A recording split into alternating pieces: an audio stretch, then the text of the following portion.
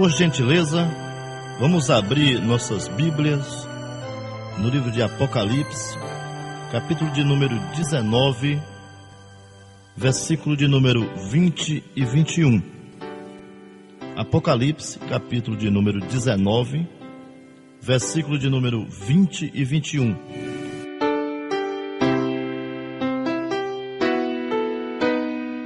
Diz assim a porção da palavra do Senhor: Mas a besta foi aprisionada, e com ela o falso profeta, que, com os sinais feitos diante dela, seduziu aqueles que receberam a marca da besta, e eram os adoradores da sua imagem.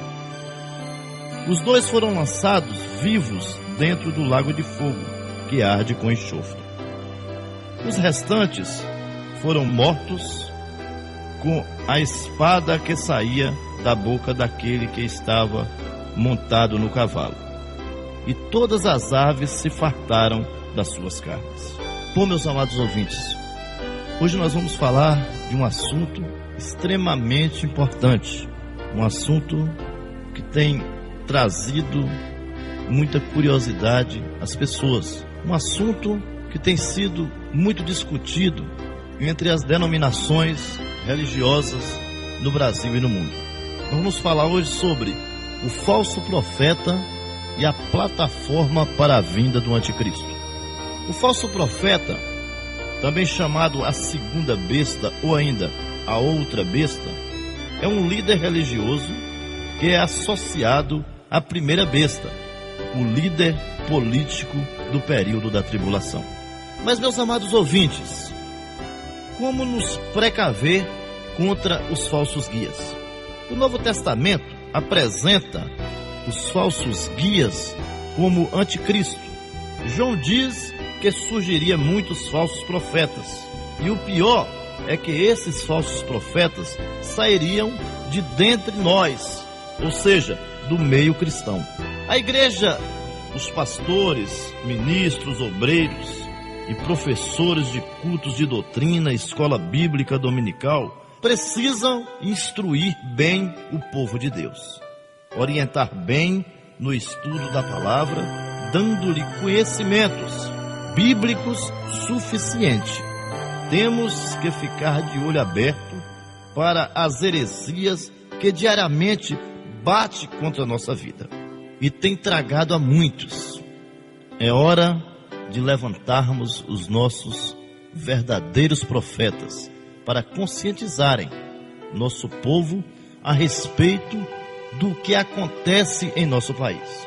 Por outro lado, os crentes precisam despertar mais para o estudo da palavra de Deus, praticar mais a leitura da palavra, a oração, a consagração a Deus, e não ser apenas meros espectadores dentro da sua casa, dentro da casa do Senhor.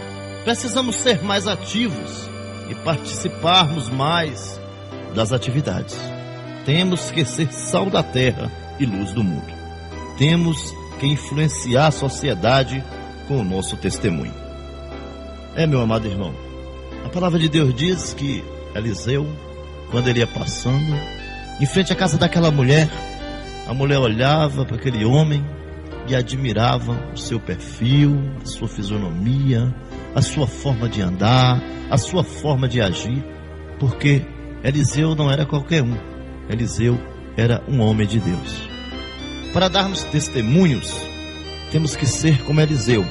E a mulher chega lá e fala com o seu esposo, tem uma conversa com o seu esposo, diz: olha, passa um homem aí sempre, aquele homem é um verdadeiro homem de Deus. Vamos fazer um quartinho lá atrás, junto à parede, para que ele possa descansar quando ele for passando por aí, para que ele possa almoçar conosco, para que ele possa jantar conosco, para que ele possa tomar café conosco, porque quando o homem é de Deus, verdadeiramente o Espírito contesta. Eu quero dizer a você uma coisa, que aquela mulher conversou com o seu esposo não sentiu ciúme, porque realmente ele confiava em sua esposa.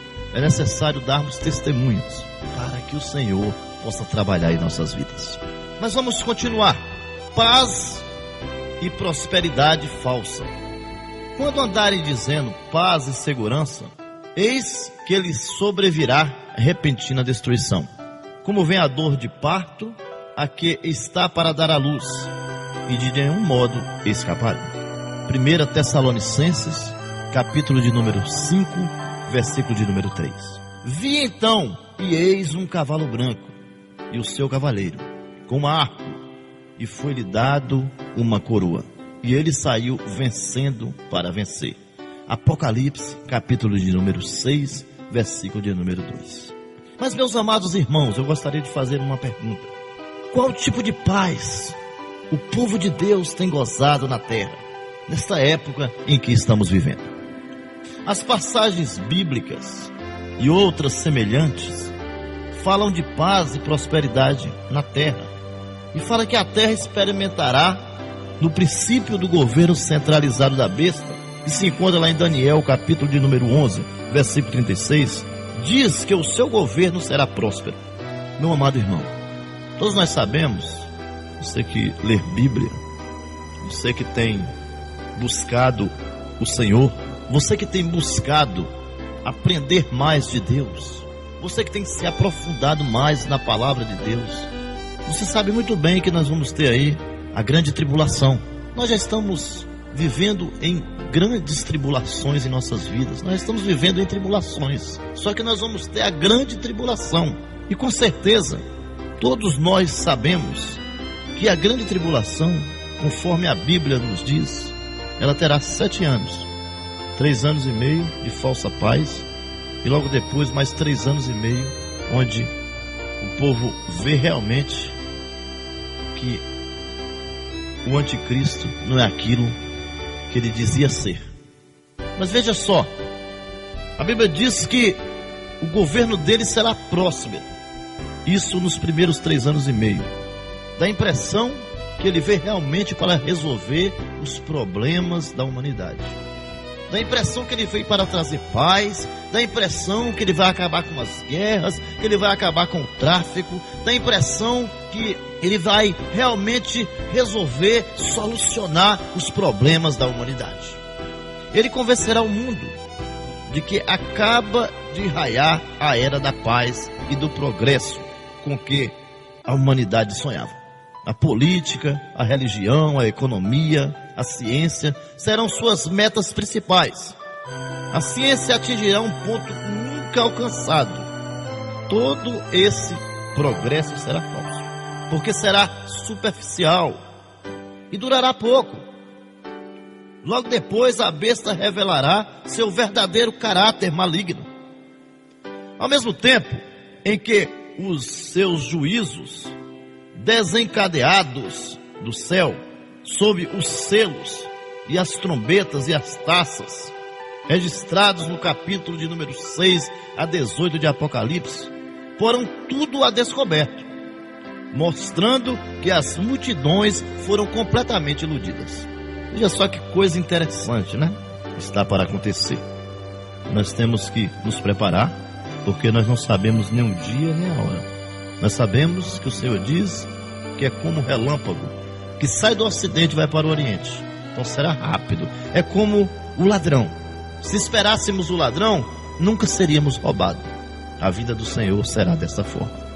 Temos que ter muito cuidado, temos que vigiar, temos que procurar estar sempre na presença do Senhor, temos que procurar sempre viver integridade para alcançarmos o nosso galardão, para alcançarmos a nossa salvação.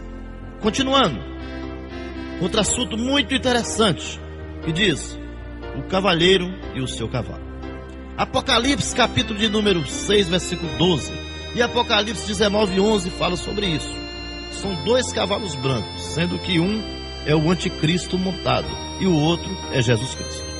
Mas vamos ver, o cavalo e sua cor branca falam de conquista, vitória e paz. O cavalo nas guerras antigas era um elemento da primeira necessidade. O arco do cavaleiro fala do longo alcance e amplitude dos seus empreendimentos. As suas arrancadas será, a princípio, vitoriosa, inclusive porque não enfrentará qualquer protesto e oposição da verdadeira igreja, que somos nós, a igreja de Cristo. Nesse tempo, ela já estará na glória com o Senhor Jesus. A Bíblia é bem clara, e a Bíblia diz que quando o Senhor voltar, os mortos ressuscitarão primeiro, e a igreja do Senhor será arrebatada. Aí sim acontecerá a grande tribulação. Temos que ter muito cuidado para não ficarmos, porque bom é irmos da primeira e não da segunda. Temos que ter muito cuidado. A coroa, o cavalo branco e as arrancadas vitoriosas do anticristo, tudo fala dele como o falso Messias e solucionador das crises mundial. Seu governo será a falsificação do milênio de Cristo. Sim, ele imita a Cristo, ele imita o Cristo verdadeiro, que monta outro cavalo branco. Viu o céu aberto, e eis um cavalo branco. O seu cavaleiro se chama Fiel e Verdadeiro, e julga e peleja com justiça. Apocalipse, capítulo 19, versículo 11. Este é o cavalo de Cristo. Muitos acham que o cavaleiro de Apocalipse 6:2 é Cristo, mas não pode ser, porque é Cristo quem abre o selo do versículo 1, que juntamente com o versículo 2 tratam do cavaleiro e o seu cavalo branco. O branco aí representa a paz e a prosperidade que o anticristo a princípio promoverá. Além disso, os componentes de sua comitiva de Cristo é de se esperar que seja de melhor qualidade, e não como os que são vistos no capítulo 6 de Apocalipse. A comitiva de Cristo é de exército do céu, Apocalipse capítulo 19, versículo 14. Já aqui em Apocalipse 6, 3 a 8, vemos uma comitiva macabra, aterradora, infernal. No versículo 4, vemos a discórdia, luta e morte.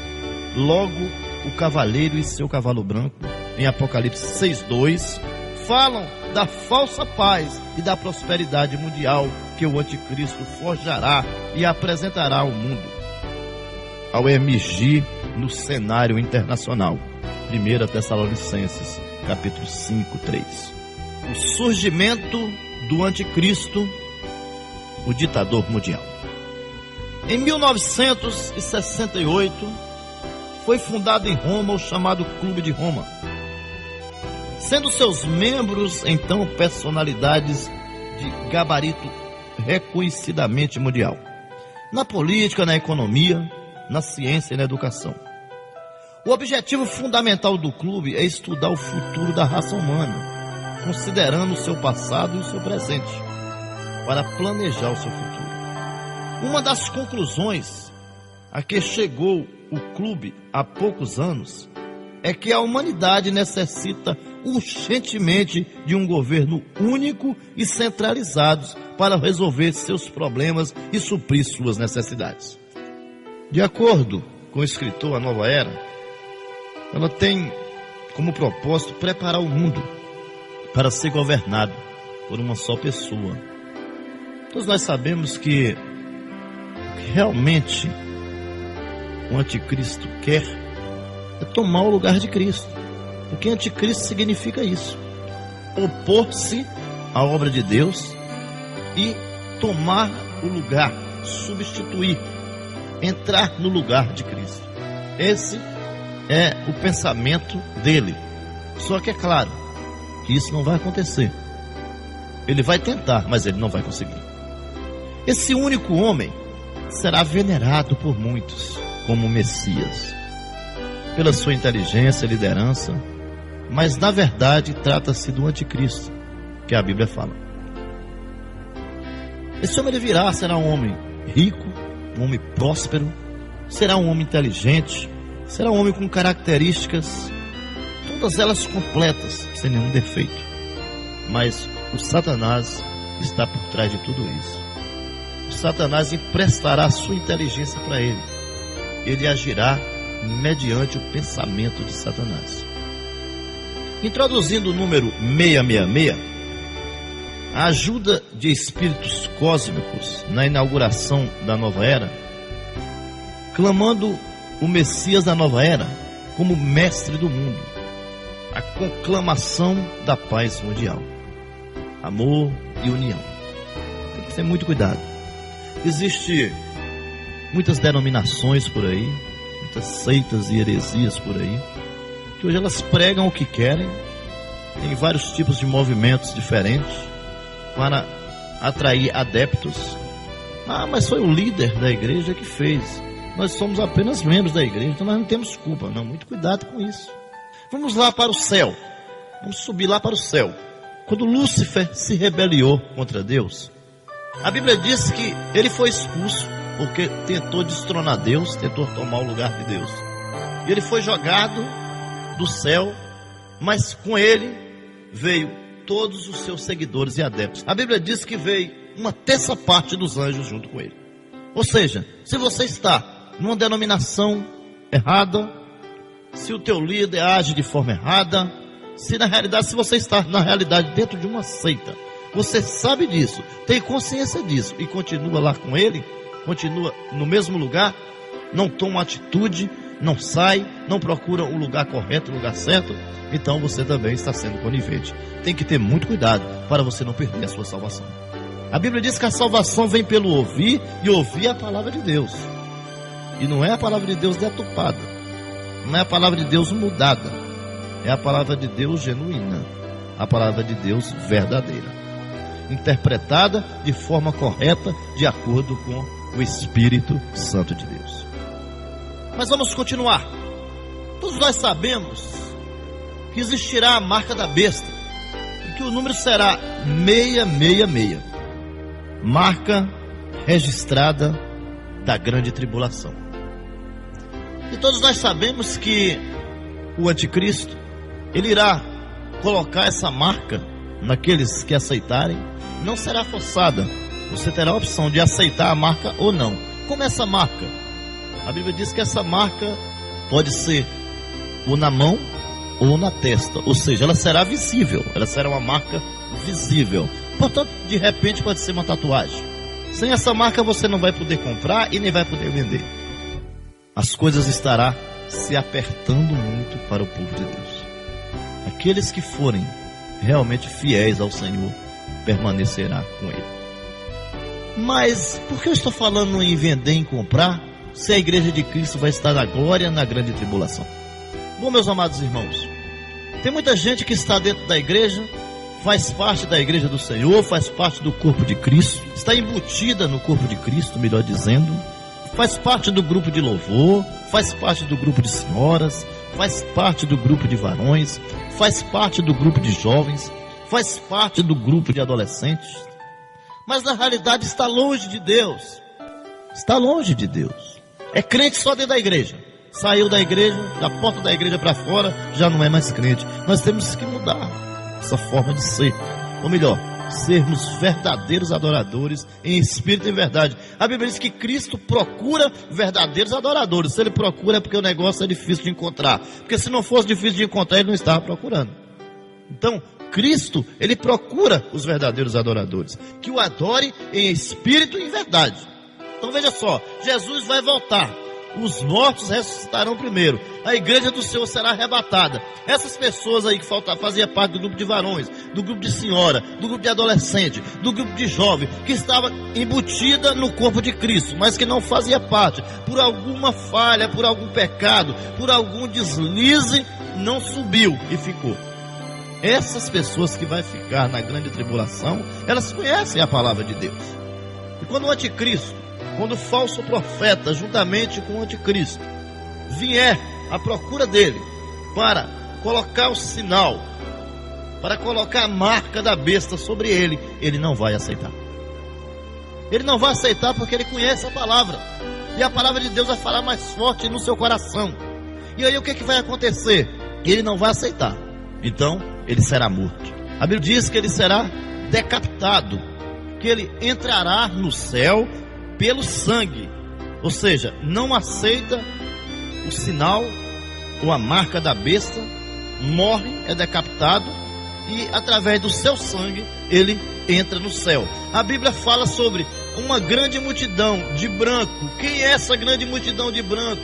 Quem é essa grande multidão que vem vestida de branco? E o Senhor diz: esse é aqueles que vêm da grande tribulação. São esses os que vão ficar, mas que entrarão depois. Ou seja, eles entrarão como convidados, louvado seja o nome do Senhor. Lá está acontecendo as bodas do Cordeiro, e eles entrarão como convidados do Senhor. Eles não farão parte da primeira, mas farão parte da segunda, e entrarão como convidados nas bodas do Cordeiro, no casamento com Cristo. Louvado seja o nome santo do Senhor.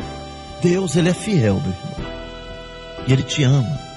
Ele está sempre de braços abertos. A Bíblia diz: eis que estou à porta e bato. Se alguém ouvir a minha voz e abrir a porta, eu entrarei, cearei com ele e ele comigo.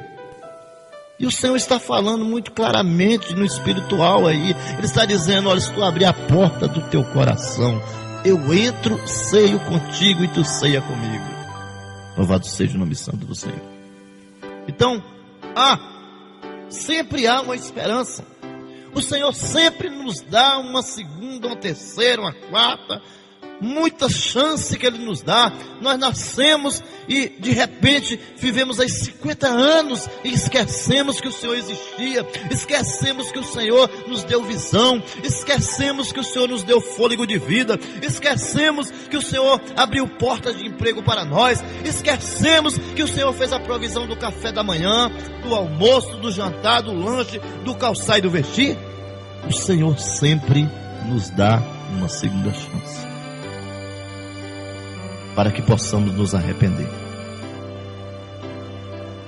Mas a dureza do nosso coração muitas vezes tem nos afastado de Deus. Mas vamos continuar. A questão central da tribulação é quem tem o direito de governar: Deus ou Satanás? Deus vai provar que é Ele que tem esse direito. Pela primeira e única vez na história, as pessoas terão uma data limite para aceitarem o Evangelho. Por enquanto, todos podem aceitar ou rejeitar essa mensagem em diferentes momentos da vida. Alguns o fazem na infância, outros no início da fase adulta, outros na meia-idade, e alguns até na velhice. Mas quando vier a tribulação, as pessoas terão que tomar uma decisão de forma imediata ou compulsória por causa da marca da besta, de modo que toda a humanidade será deliberadamente dividida em dois segmentos. O elemento polarizador será precisamente a marca da besta. A Bíblia ensina, meus amados irmãos, que o líder da campanha em defesa da marca da besta será o falso profeta.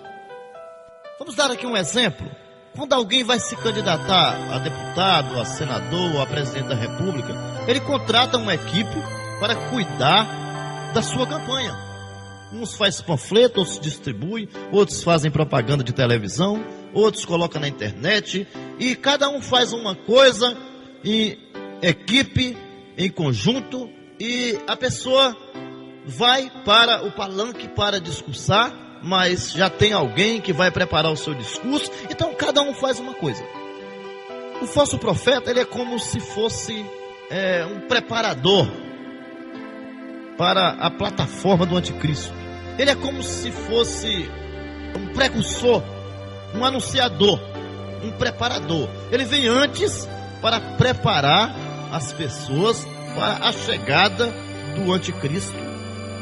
E quando o anticristo chegar, uma grande massa aceitará a sua forma de governo e vai se aliar a ele. E a besta será o falso profeta, que está ligado à falsa religião. Você pode ler lá em Apocalipse, capítulo de número 13, versículo de número 11 ao 18. Ou Apocalipse, capítulo de número 13, versículo de número 15. Você vai encontrar falando sobre o que nós estamos comentando agora. E vai deixar claro que o ponto-chave em tudo isso é adorar a imagem da besta. A marca da besta é simplesmente o meio de forçar as pessoas a declararem do lado de quem estão, do anticristo ou de Jesus Cristo. Todos terão que escolher um dos dois lados. Será impossível manter uma posição neutra ou ficar indeciso com relação a esse assunto. A Escritura é muito clara ao afirmar que os que não aceitarem a marca serão mortos. Essa hora é uma hora muito difícil. Aqueles que estão em Cristo, com certeza, serão arrebatados. Mas aqueles que por algum motivo ficarem, terão que tomar uma decisão. E é melhor escolher a Cristo do que escolher o anticristo, do que escolher a besta, do que escolher o homem do pecado, do que escolher o falso profeta. Toda a humanidade será forçada a escolher um dos lados. Todos os pequenos e os grandes, os ricos e os pobres, os livres e os escravos. O Dr. Robert Thomas comenta que esta construção retórica abrange todas as pessoas, de todas as classes sociais, ordenadas segundo a sua condição financeira, abrangendo todas as categorias culturais. As três expressões são um recurso estilístico que traduz universidade. A Escritura é muito específica. O falso profeta vai exigir uma marca em sinais de lealdade e devoção à besta. E essa marca será sobre a mão direita, não à esquerda, ou sobre a fronte. Você pode encontrar lá em Apocalipse capítulo 13, versículo 16, falando sobre a marca da besta. E essa marca, ela será facilmente reconhecível e não duvidosa, recebida de forma voluntária. Portanto, as pessoas não serão ludibriadas para recebê-la, será voluntariamente. Não é forçado. Você vai receber se querer, porque é exatamente o que vai acontecer. Deus testando se você realmente é fiel para com Ele ou não. Deus não te cobra nada. Deus não te dá a vida eterna, não te cobra nada. Ele só te cobra uma coisa: que você seja fiel a Ele. É só isso que o Senhor quer de você. Se você for fiel, você vai receber a coroa da vitória. Você vai receber o seu galardão. Não aqui na terra, mas lá no céu, quando você for arrebatado, quando o seu corpo for glorificado e você subir com o Senhor. Ninguém será ludibriado, receberá voluntariamente, usada após o arrebatamento e não antes, usada na segunda metade da tribulação, necessária para comprar e vender, recebida universalmente por todos os não cristãos, mas rejeitada pelos cristãos.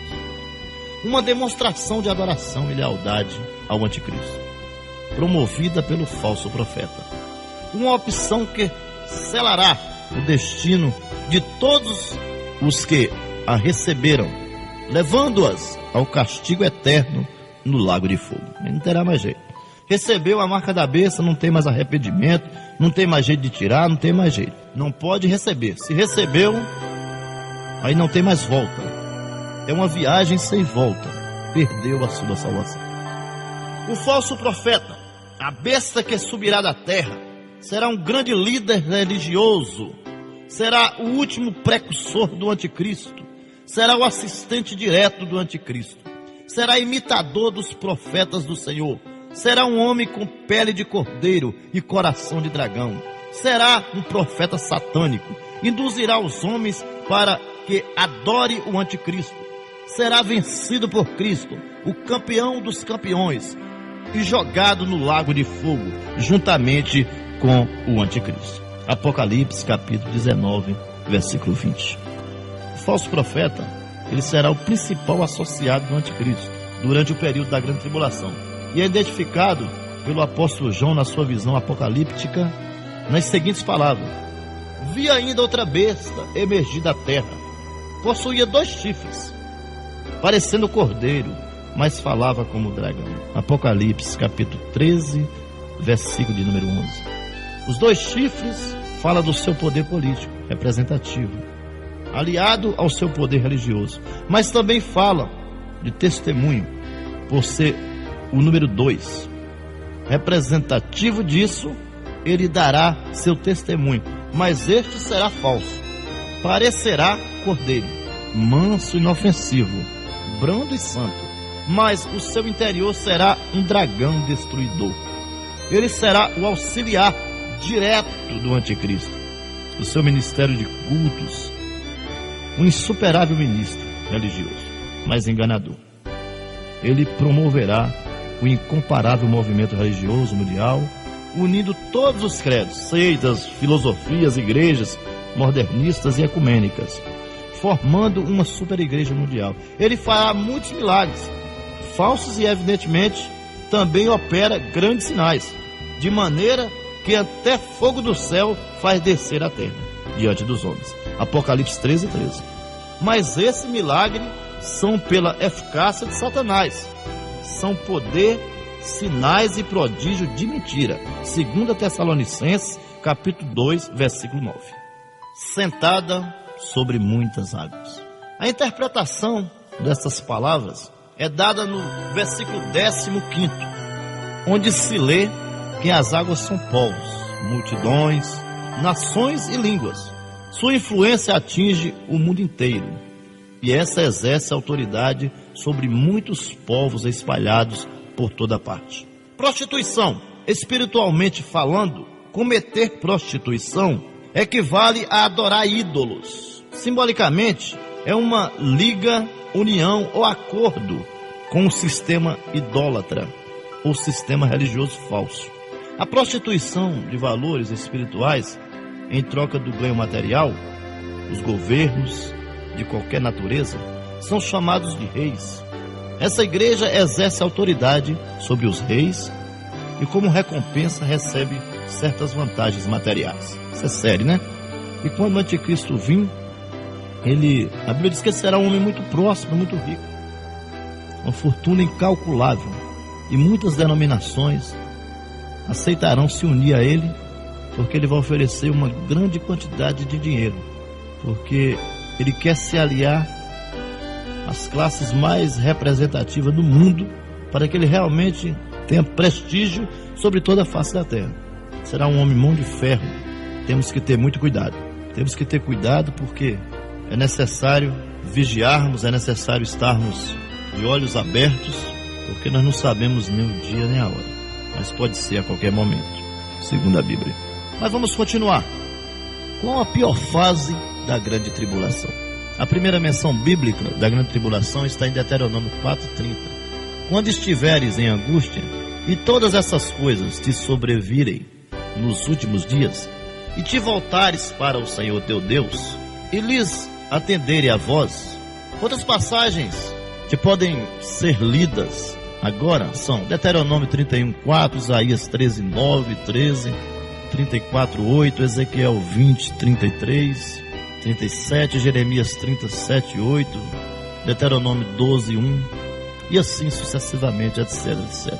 Existem muitos versículos que poderíamos ler sobre a pior fase da grande tribulação.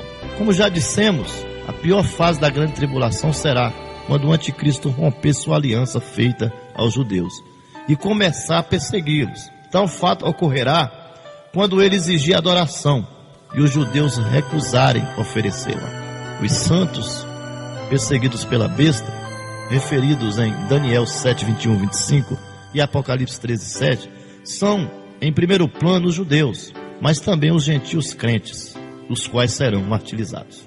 Aí é que está o grande problema.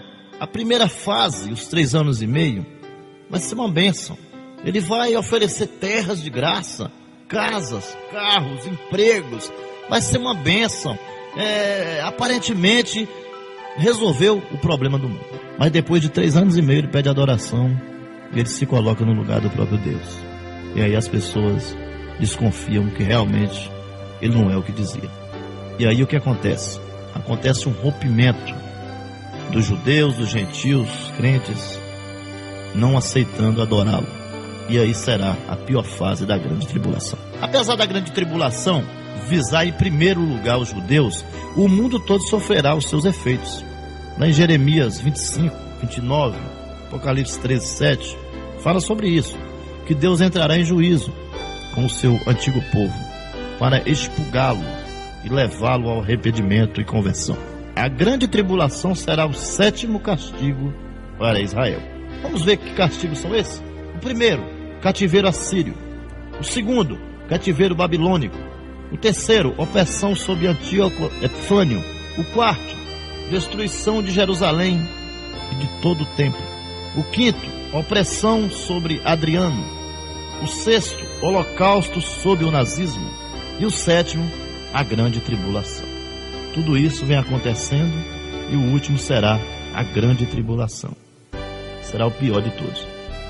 Mas haverá salvação durante a grande tribulação? Foi aquilo que nós explicamos antes. Aqueles que ficarem por algum motivo serão salvos, se recusarem a marca da besta.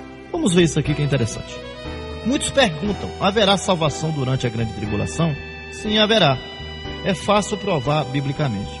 Uma única passagem como a de Apocalipse 7,14 bastaria para isso. Respondi-lhe, meu Senhor, tu o sabes. Ele então me disse, são estes os que vêm da grande tribulação. Lavaram as suas vestiduras e alvejaram no sangue do Cordeiro. A melhor tradução deste texto é a de Almeida, revista e atualizada.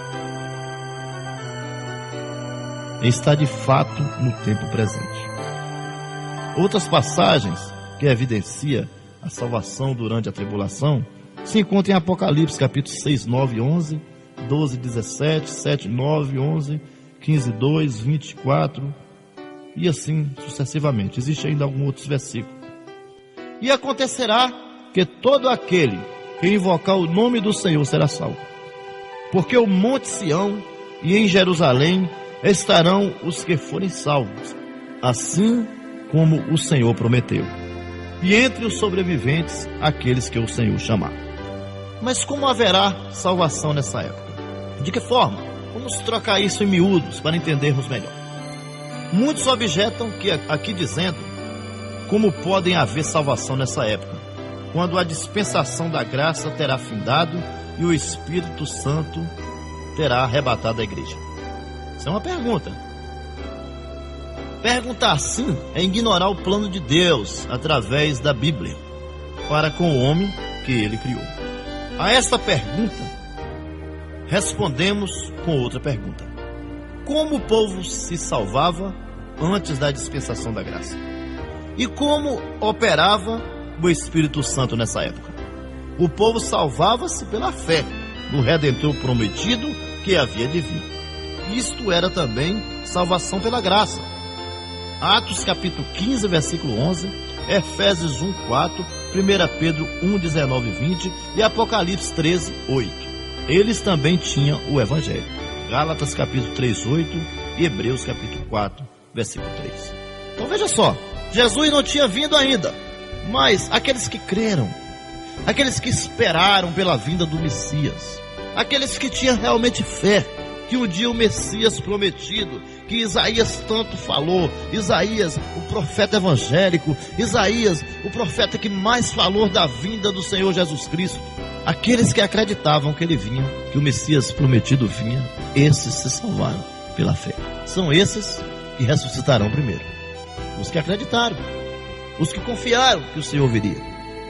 Mas o mais interessante que eu acho em toda essa história somos nós, porque nós cremos que o Senhor Jesus veio, nós cremos que ele viveu na terra, nós cremos que ele morreu por nós cremos nos seus milagres, nos seus prodígios, e nós não vimos. E a Bíblia diz: bem-aventurado aqueles que não viram e creram, louvado seja o nome santo do nosso Deus.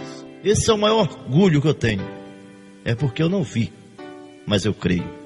Eu tenho convicção da minha salvação através da morte de Jesus Cristo na cruz do Calvário. Outro assunto muito interessante: a batalha no Armagedon. Muita gente, como por exemplo os chamados seitas e heresias, tem uma compreensão totalmente errada sobre a batalha do Armagedon. Não importa quão sinceros sejam eles e os demais que creem de modo diferente, uma vez que estão totalmente confundidos. Os tais ensinam que tal batalha será apenas um conflito entre o bem e o mal, sem qualquer realidade literal. Já outros vão para outro extremo, materializando as ideias. Isso é literatura só, sem a fé e sem a realidade e o peso da palavra de Deus. Contra ela, Jerusalém, se ajuntarão todas as nações da terra. Naquele dia, procurarei destruir todas as nações que vierem contra Jerusalém. Então sairá o Senhor e pelejará contra essas nações, como pelejou no dia da batalha. Ela será real, ela acontecerá literalmente. Significado de Amargedon. O que significa Amargedon? O termo Amargedon significa Monte de Megido. Trata-se do local ao norte de Israel, onde o Senhor travará grande batalha contra os inimigos do seu povo. Israel, esse local tem sido famoso como campo de batalha da história, dada a posição estratégica que ocupa. Aí concentrar-se-ão as forças das nações em guerra contra Deus e Israel. Para nós hoje, especialmente os cristãos, é totalmente absurda a ideia de que alguém se atreva a lutar literalmente contra Deus, como se ele fosse como um de nós, e como ele pudesse ser lançado e atingido pelo homem e suas mãos. É que nesse tempo de apostasia total, os homens estarão tão enganados pelo diabo que cometerão a loucura de concentrarem suas forças em Israel para destruir esse povo e lutar contra Deus. Apocalipse 16, 13 ao 16. De Amargedon, o anticristo lançará seu ataque contra os judeus e avançará sobre Jerusalém. A batalha não é, em primeiro lugar, um combate pessoal entre os exércitos do mundo sob a besta. E o diabo sabe que os planos futuros de Deus estarão relacionados com Israel. Quanto ao futuro do mundo, o ataque será devastador, porém os judeus lutarão heroicamente. Ezequiel 14, 14.